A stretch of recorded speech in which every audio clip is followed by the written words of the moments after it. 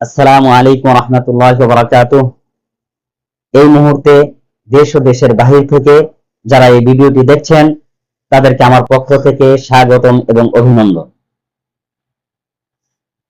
এই মুহূর্তে আপনাদের সাথে যে প্রশ্নটি শেয়ার করব সেটা হলো, পশু জবাহ করার সুন্নত পদ্ধতি কি?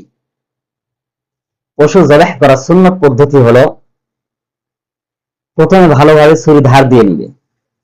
কেননা হাদিসের মধ্যে এসেছে, ইন্নাল্লাহা কাতাবাল ইহসান আলা কুল্লি শাইইন, নিশ্চয় আল্লাহ তাআলা প্রত্যেকটি জিনিসের উপর ইহসান অবধারিত করে দিয়েছেন।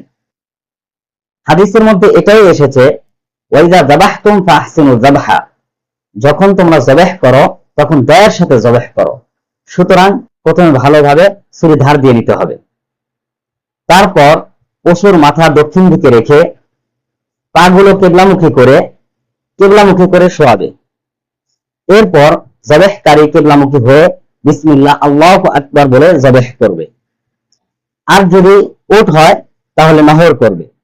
নহর হলো উট দাঁড়ানো অবস্থায় তার কণ্ঠনালীতে ধারালো একটি ছুরি চালিয়ে রক্ত প্রবাহিত করা।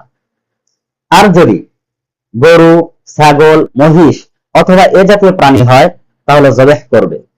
দিনের বেলা জবাহ করবে এবং জবাহের সময় যথাসম্ভব পশুর সাথে কোমল আচরণ করবে।